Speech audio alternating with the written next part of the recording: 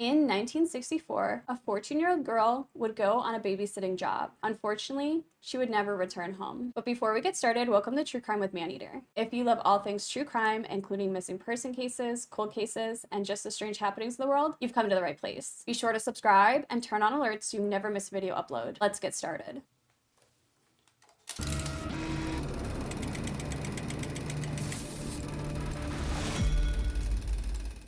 In the winter of 1964, 14-year-old Pamela Mason was trying to grow her babysitting business. So she would place her ad on a local laundry bulletin with her name, her number, and listing her services. On January 13th, 1964, this ad paid off. Somebody called Pamela and asked if she would become their babysitter. So of course Pamela's mother says yes, but only if this man brings his wife along to pick you up. That night, this man that called came, he picked up Pamela, but Pamela would never return home, and her parents soon realized that something had to be wrong. Pamela's father would actually dial the number that Pamela had left. This man had said, "Here's my number, I'm going to leave it here." But an elderly couple picked up and they said, "We don't have any babysitting needs. We don't know a Pamela." Immediately, police were called. They began this massive search for the girl. But unfortunately, 8 days later, on Route 93 in Manchester, a truck driver would spot Pamela's purse and school books in a nearby snowbank along the interstate. He would unfortunately discover her body nearby. Police were called and they soon realized that Pamela had been sexually assaulted, she had been stabbed, and she had been shot with a .22 caliber rifle. And as they're investigating Pamela's case, they soon realized that this case seems similar. They had another unsolved case at the time for a woman known as Sandra Valade, and that happened in 1960. This woman had actually been found 2 miles away from where Pamela had been found. And authorities quickly realized that perhaps they had the same killer. So as police are investigating the murder of this little girl, they're realizing they don't really have any leads. That is until a few weeks later, a woman known as Rena came forward and said, "I know who killed this girl." But police didn't listen to her and they didn't take her seriously. That is until on February 3rd, 1964, she was found dead in a barn on her property. Thing is, it was ruled a suicide, which was strange because Rena had been burned to death. And her family was firmly against this. They said, "Whoever killed those 2 girls killed Rena. She tried to give you information on this case and you ignored her. So somebody silenced her." So in February of 1964, police actually began to question anybody in town that had a .22 caliber rifle. And one of these men was actually a 27-year-old delivery driver. They soon realized that this man, Edward Coolidge, had been questioned in Sandra's case. And Edward would say that he had gotten his car stuck the night that Pamela went missing on that same interstate that she was found. Basically, he said a couple pulled over, they helped me get my car unstuck, and then they left. So police would go to this couple, and they would say his timing is off. They gave them a different time that they were helping this man get his vehicle unstuck. And at that moment, police said, this deserves some more investigating. Why is he giving a different time than this couple that was helping him? So they would search his vehicle and they found a .22 caliber rifle and they would obtain other weapons, but they also found gunpowder residue inside his car. When they took his rifle, his .22 rifle, obviously they would do ballistics testing on it and they soon realized that this was the gun that killed Pamela. They would also find Pamela's hair on some of his clothing. So on February 19th, he was charged with murdering Pamela. So during his trial, witnesses came forward and all of the alibis that Edward had given really fell apart. Nobody had seen him that night as he claimed. And not only did that .22 caliber weapon match ballistically to Pamela, but it also matched to Sandra. But Edward would actually testify that he won that weapon in 1961, and that was obviously after Sandra had been murdered. Eventually, Edward Coolidge was sentenced to life in prison. He was found guilty, but in 1971, he would actually appeal his conviction. So apparently that search warrant that gave police access to Edward's car to search was assigned by the Attorney General, who later became the prosecutor for the trial. Court basically said that a neutral party should have been contacted to sign the search warrant, so he was given a new trial. But before the new trial began, he would plead guilty to second-degree murder, and he was given 25 to 40 years. As I was looking into this case, I couldn't find much about theories. Nobody really theorized what happened.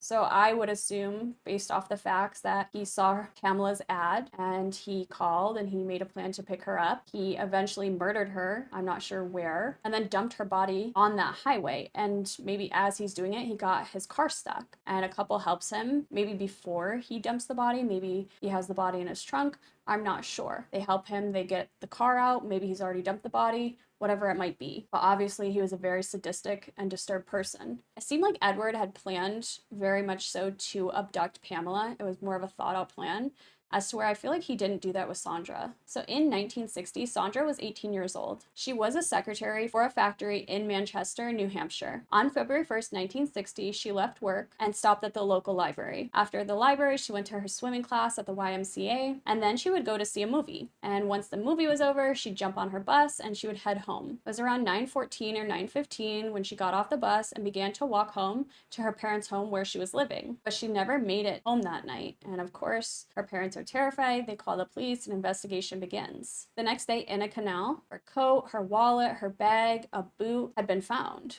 And then 9 days later, in that same snowbank where Pamela was found, years later, they found Sandra. Unfortunately, she had been sexually assaulted, beaten, slashed with a knife, and shot 4 times with a .22 caliber rifle. And unfortunately, they didn't have any leads and her case went cold. Had they figured out who Edward was and what he had done, Pamela might still be alive. So I want to stop and go back to Rena for a moment. This is a really strange case, not only because 2 young women were murdered by the same man, but because Rena was also murdered and nobody looked into it. So Rena was a 54-year-old housewife at the time, and she was living in New Hampshire. So soon Rena would realize 2 women both went missing. They were both murdered, assaulted, thrown in a snowbank. It was very similar, so it wasn't hard to draw the connection. And she claimed that she knew who had done this. She called the police and let them know, but apparently they didn't act on the tip. They just kind of ignored it. But she would actually tell her family that she had been receiving disturbing calls from somebody that sounded French speaking, and it was a woman. And this caller had called numerous times and apparently had sent Rena to look on the farm for clues. And then, unfortunately, on February 3rd, her son Danny comes downstairs and he wants his breakfast, and he's looking around and his mother's not there. So he called his uncle, and the two began to search the home for her, and they realized that her jacket was there and her warm clothes, and it's February, it's freezing. So she would have at least taken her jacket. As Danny and his uncle are searching for an hour, they soon realize that there's smoke coming from the barn. And inside the barn, they find Rena. And it's the barn that Rena claimed one of the girls had been murdered in. And again, I don't know where the girls were murdered. I can't seem to find that information. So if one of you comes across it, please let me know. So police were like, listen, this was definitely a suicide. The John F. Kennedy assassination happened. She's read about this Pamela murdered. She was very much in distress. But her family's like, she was lit on fire. We found her burning in a barn. A caller had been calling her house, had been telling her to look for clues. Something is not right, and you cannot rule this a suicide. But police still did. Her son Danny would grow up and kind of have a turbulent life, and unfortunately he was murdered. Apparently, Danny had had an outburst after him and his wife divorced. He had lost custody of his kids, and he wasn't allowed to see them. He showed up at her house one day and was demanding to see them. The police were called, and he was taken away. So he was sent to a psychiatric hospital, and under hypnosis, Danny said that he saw his mother, Rena, on the day of her murder, talking to a delivery man. He would claim that he saw Edward talking to her, but the case was never reopened. I do want to note this is many years later, after obviously he knows a lot about Edward. He knows that he's a delivery man. He knows that he's been convicted of these 2 murders. So we can't obviously say that, oh, he was under hypnosis and suddenly he remembered something. Because the family assumed that Edward did kill Rena, I'm sure he knew quite a bit about Edward by this point. So around 5 months later, Danny had been released from the hospital, and he was really working hard to better himself. On November 9th, 1985, Danny was actually working to repair a bulldozer while 2 other friends were in the garage working. They said at around 11 a.m. they heard a loud pop. They said when they went outside, they saw Danny, and he had been shot in the back of the head. Near the site where Danny was killed, police did find footprints, and it seemed like they belonged to the killer, who snuck up behind Danny, shot him, and then ran away. At the time, Danny's murder